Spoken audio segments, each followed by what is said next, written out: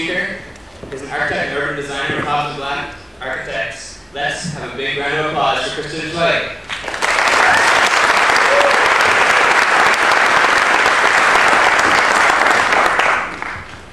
My power on? Yes. Let's go. Once upon a time, I was a planning commissioner. I volunteered with the city for 3 years, and 90% of the time, the hundreds of projects we looked at, nobody was in the audience. But then that 10% of the time, we had a lot of people, and they weren't always happy. They looked like this. And while they were coming because they had concerns about a project in their neighborhood, and they had lots of concerns, and a lot of them honestly could be valid. But the one that I heard over and over again was density. And there was this great fear of density, and I think it's because everyone thought they were going to look like this. That density meant you're going to be living in a slum instantaneously, like City of Arbor is going to go downhill really, really fast. Well, I wanted to talk tonight about density and why it's actually not so scary and why it's a really good thing. So, density in a nutshell is simply the amount of people in a volume of space. It can be measured by floor area ratio, which is the amount of building that covers your site, or by housing units, dwelling units per acre. Be good. Density is a very economical thing. Just think about streets. There's been multiple studies that say we can't build our way out of traffic jams. You can have 16 lanes of traffic, and you still have traffic during rush hour. If you have narrow streets, it's less money for cities, it's a good thing. It could be environmental, economical for our public schools.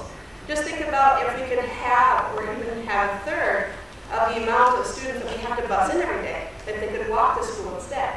It's economical because retail improves by having more people in a smaller, denser area.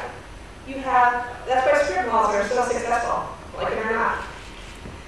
Density is also economical because it encourages businesses to feed on one another. One of the reasons why Silicon Valley is so popular is because you have hundreds of companies competing with each other, pushing each other to do bigger advancements, and they work together too. Density is environmentally sound. We all have seen pictures like this where we see suburbs coming closer and closer to farms. What we want to do is have the farms produce the food that we eat, and then have the suburbs say, all right, stop there, let's build a little bit more inside if we need to. If we have to do new developments, another way of doing it is called cluster housing, where you preserve your natural features by putting the houses together, a little bit smaller lots, a little bit taller, instead of having 2 acres for everybody. The best reason, though, I think, for environmentally sound density is that we have such a long ways to go compared to the rest of the world. The yellow dots at the top of the graph are us. Even our densest city, New York, is in the middle. Hong Kong, Asia, all of Europe is below us. I also happen to think that density is more livable. The more people that you have living in a city, the more eyes on the street, the more safe it is, the more really kind of cool it is. Part of having a livable city is that you don't have only the same things you see every day in your car as you drive to work. You see things that you may not plan on seeing. You see performers.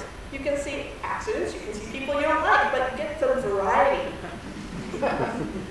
One of the nice things, especially about living in a dense environment, is that it's walkable. You can have running, you can have bus, you can have transit, you have markets, everything that's really close together. You can walk to the store to get a cup of coffee and not have to get in your car.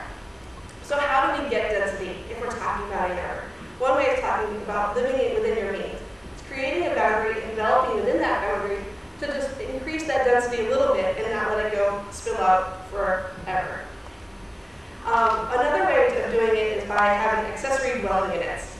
These are units that are on the same single house piece of property where you can have a small unit where your mother-in-law, your grandparents, where you can rent it out for some additional income, can all live.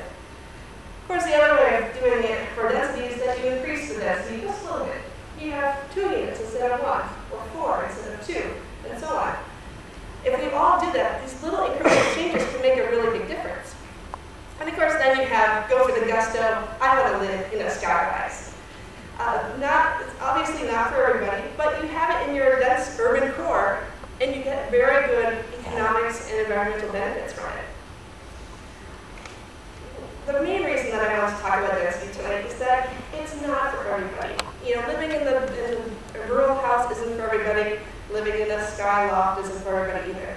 but variety gives us a better culture, I think, and a more livable city. And I just want to say that it's not all bad